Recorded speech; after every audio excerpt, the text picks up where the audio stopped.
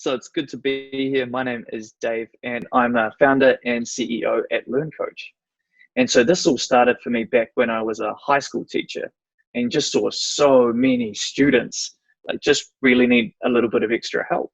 And so as a teacher, when you give them a little bit of extra help, it just makes this disproportionately big difference to these kids. But the problem is you run out of time so quickly. Most of the students have no one to help them outside of school. And if they're missed school for any reason, they can't catch up, get ahead. School just kind of marches on. And so I recorded a few videos just trying to show students what to do. And it got popular from 30 students to 70 students to a few thousand students all within a few weeks. Now we help about 150,000 New Zealand high school students with learning online and are slowly expanding into international and tertiary courses as well. Well, we make money by selling a few different things. There's subscriptions for students, and they can buy study coursework. They can actually pay to sit real exams online, like they'll go on, they'll do their coursework, and they'll sit a government-approved exam to get, say, NCEA credit or other credit towards their course, and that gets merged with the work they've been doing in at school. And then the third way we make money is by doing full courses, and in most cases, the government pays for student fees for these students. So that'll be a full-time course, bridging someone into tertiary study or teaching them technology or some employment skills. I think for us, it's a combination of both, but the most important thing is that we, in all of the work we do, whether it's paid work or free work, all of it is driving towards providing very low cost or high access education for as many people as possible. And so even the tuition services we do, it costs like $2 a week. So it's just suddenly making it available to so many more people than could have before. Or assessment, it goes from a few $1,000s a year to a few $100s a year, so about 10 times cheaper. So all of our work has to meet a criteria that we have to be making sure that we're giving educational access to people who never could have had it before. And so it's about making money and sustaining ourselves so that we can hang around long enough to make a difference, and also making sure that we're making a really positive impact in the process. That is absolutely fabulous, Dave. I have what you would call a two-part question. The first one is, you said that you have about 150,000 students that you're reaching now. So how have you seen the spread of students across New Zealand? Is it kind of uniform between the North Island and the South Island, or are there different clusters in terms of access levels? That's the first part of the question. And the second part is, why have you focused only on high school students? Is this a model that can be applied to middle school or even the primary school levels? So for the spread of our students now, it's very spread around the country, and it's pretty equal in proportion to the population. So we have by far most of our students in Auckland, but that's just because most of the students, Auckland's the most popular city for students, but it's spread around the country in proportion to where the students are at the moment. And in terms of for our focus of those students on senior high school at the moment, very much we're in the certification space. So you can learn almost unlimited things online at the moment. But the biggest difference is that students get a real confidence knock if they can't pass their exams or they fail in some kind of way. And so what we're trying to do is really help students build their certification so that they can actually unlock job opportunities and study opportunities. And so while we'll go into the junior school to help prepare people for that, it's more likely we'll also go into tertiary certifications as well to unlock more job opportunities for people once they finish their study. So are those models you're currently examining in terms of going into the middle school or junior school levels as well as the tertiary levels? That's right. We're looking at a whole range of different models at the moment. And the biggest goal for us is that we want to make something that works so well for senior high school students that then we can swap out the content really quickly to make it available for more subjects or different kinds of countries even, that we can swap it out for tertiary content instead of high school content, or junior content instead of high school content. So it's all about making something that works really well and students love, so then we can apply that same process, the same technology, the same way that we create our courses to lots of different people. So I think there's quite a lot of online and actually really fantastic online courses. And so the big difference is a focus on certification or not. Because you've got to think, when a student is as soon as they hit senior high school or tertiary, their number one job is to pass their exams well and get a certification. That's what they do full time. And so they also learn almost all their stuff online. Like if you want to know something, you Google it or go to Khan Academy or Wikipedia or something like this. But the difficulty is there's 97% of courses, I think it is, that certified courses, sorry, don't have any coursework available online at all. So students have to go and talk to their teacher about what is in their exam for their subject. They can't just go online and find out how to do it. So what we're trying to do is put all of the certification or certified courses online so that students will actually thrive within the formal education system and that they can get real recognition from the government about how they do that. So the difference is certified courses like high school or certificates, diplomas, degrees versus just general interest learning online. Where do you see a lot of your students coming from? Are these individuals supported by their parents who are logging into your online platform, or do you work with schools in order to address students within a school environment? Yeah, actually, most of our stuff comes directly from students. So you get students who are sitting there, they might have a test coming up on Friday with no one to help them, and they just think, geez, I'm stuck, I don't know what to do. And it's those students that come to us that tell their friends, and that's how we've seen almost all of our signups. And it's just been since the pandemic started with COVID outbreaks and schools closed that we created a platform that schools could sign up and run all of their classes through LearnCoach, managing their coursework and their student progress. And we've seen about half the schools in the country sign up to that. But all of the drive is that students are coming to LearnCoach by themselves because they really need to learn. And then as a result of that, it's got schools on board and parents on board afterwards. Yeah, definitely. We find that the technical subjects like maths and physics and chemistry get more than, say, arts level subjects like English. And I think the reason is because people go on, and if you don't really understand an art subject, you can still try to make some progress. So you can still have an opinion about a book or a theme in a movie. Whereas in maths, you get negative feedback. If you answer a question, it is definitely wrong. You get told you're wrong, and you suddenly feel not very good. You feel pretty crap. And so a lot of students come to us for help because I think they know that they aren't getting questions right, and they're seeing that very definitively, and they want someone just to show them how to do it. And it's very binary. If you don't know how to do it, you just don't know. And as soon as you know how to do it, it becomes really easy. So people get to experience going from not understanding it at all through to totally understanding it in a very short space of time. Whereas that shift isn't so obvious in arts subjects. The biggest challenge starting LearnCoach was money. Like, it's really hard to go from starting something small that you then see working. In my case, that was making a few videos, putting them online and seeing lots of people doing it. But to put all of the time and energy into growing that, to make an enterprise around it where you can, in our case, make multiple subjects or actually build a website that can support different things and payments and logging in. And finding that money in the early days or the time for you to do it yourself while you're working is really, really difficult, because all of the funding bodies, whether it's through donations or prizes and competitions, or even through private investors, all of them want to see a track record of success before they'll put any money or resource behind you. So it's a really slow and time-consuming process in the early days to take your idea and actually start to make it work before anyone else is prepared to give you much help. Overcoming that barrier was challenging. For me, I just spent a lot of my evenings and weekends doing this until it built up. And then eventually my partner started working. And once she started working and the site had started making a little bit of money, then I quit my job and did it full time. And I also made sure that I had enough contractor arrangements that if I ever needed to, I could go and work 1, 2, 3, 4 days a week to pay the rent.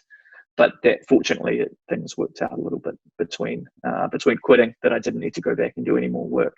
But it's scary as well, but it was just a long period of several years before I actually quit other jobs and worked on this full time.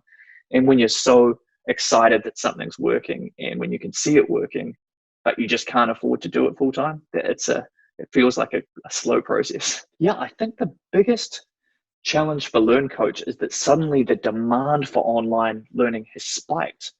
And what that has meant for us is that lots of different people want online education for lots of different reasons.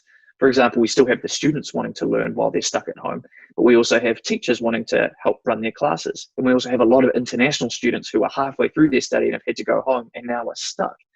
And so all of these new opportunities come into you, but being a small team with limited resources, there's only so much you can do. So the difficulty has been trying to pick and choose the most important things to work on in the short space of time. and trying to keep the opportunity open down the track to work with other players like international students or tertiary providers who need to move online as well. Yeah, we chose to focus on two. One was just the continuation of students, who we always want to be the number one priority, because I think if students aren't learning, not much else matters in education. And then the second thing is we wanted to help the teachers get online, because we thought that that would be the biggest impact, because it was so widespread across the country. But also teachers suddenly went from being totally sorted in the classroom, and many teachers have been doing this for 30, 40 years, to then having to do it in a totally new way. So it was a big, shocking change for many of those people. So we thought the need was much higher as well. So that's the second one that we prioritize. It's been schools and teachers who've signed on. So we've seen about 2,500 teachers have signed up, and they represent a bit over 300 different schools, secondary schools around New Zealand. And it's just during the sort of last 6 or 7 weeks during the pandemic.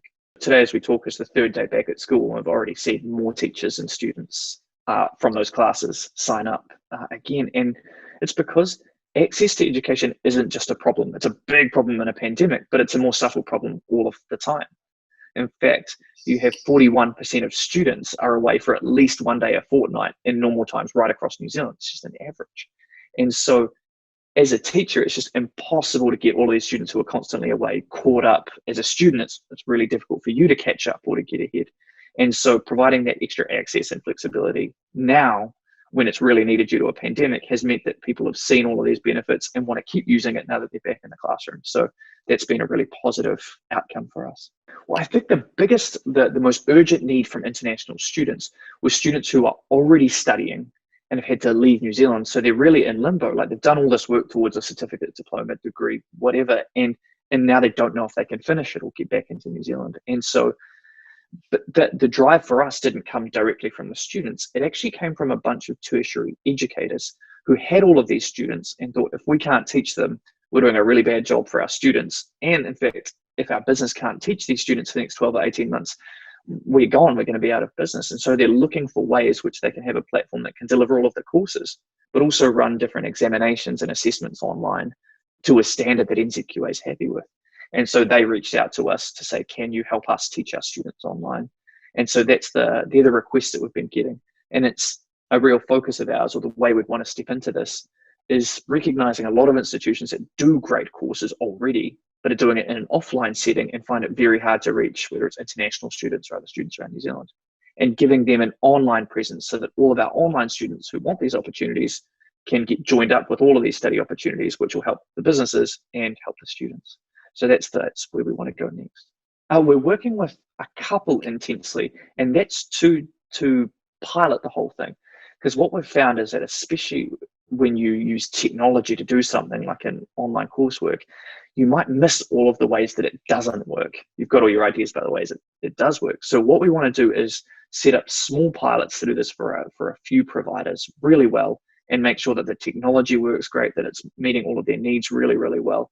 And once we see it working ourselves by just observing the whole thing, then we'll make that available to lots more people. But we're not quite sure whether that'll be in a few weeks or a few months. It'll just depend on how effective these pilots are. That sounds very exciting, Dave. So are these pilots going to be in the North Island, or are they going to be in the South Island? They'll actually be with international students who are overseas, mainly in China, but also some in South Korea and Malaysia as well. And so the idea is we'll do that with those really high need students, and then if it works with them, we'll also make it available to all of our domestic students down the track as well. The providers are based in Auckland and the North Island, and that's really important for us, for them to be based close by in the early stage, because we want to not just launch something and try and grow it straight away. We want to really watch and see if it works. It's so important to go and sit down with people to watch how they use it, and to get to know your customers or your users really intimately, because they're the ones ultimately that you're trying to design this for. And if it works well for them, it's going to be a great product. If it doesn't really work well for them, it's going to be a terrible product. And two things you don't want is to build a terrible product and try and grow it, because you're just going to grow a really big problem. But two, if you really know your customers well and spend time with them, that's when you're going to get insights into how to make it great for those people. I think New Zealand has come a long way in understanding what social enterprise is, but I think there is a long way to go. I think that the term might be familiar enough to people that they understand it's about social impact and they're running it like a business. But I think any understanding beyond that seems very limited to me. What do you think can be done by social enterprises to increase the awareness and knowledge around the role of these organizations? That's one. And the second part to that question is there a role for central and local government in terms of raising awareness and increasing knowledge around the impact of social enterprises in New Zealand? Yeah, I think that it's really important when getting social enterprises out there is that they can tell their story and have a platform to tell their story. Because it's really, really hard when you're a consumer and looking to use a business or a service to know what really is a socially impactful company that you're supporting or to what's just another company. Because you'll get big corporates that aren't social enterprises at all, but through good marketing, they can appear very green or very impactful or very socially conscious. And so it's hard to distinguish. So I think that having some official certification or recognition, much like they had for charities, about what constitutes a social enterprise will make it much, much easier for the public to recognize who is a social enterprise and who is not. And subsequently, it allows people to market themselves as a social enterprise and become a preferred provider. So I think the public wants to support organizations that are giving back to the community, but right now they have no power to do that. So I think having some recognition would make a huge difference. I think central and local governments can play a huge role. I think that the first thing they can do is credit social enterprises as officially recognized. That the more important thing they can probably do is actually allocate their spending to socially conscious or social enterprise or socially conscious companies, because the governments, local and central governments, are huge spenders of money.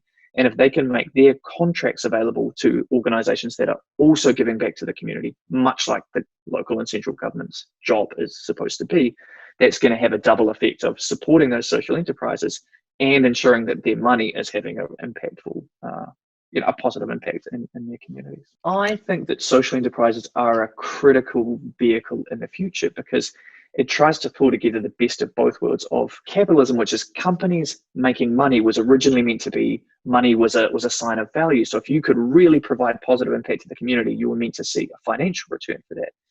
But the reality is that it ignores the most vulnerable people who don't have a lot of money and their voice gets shut down.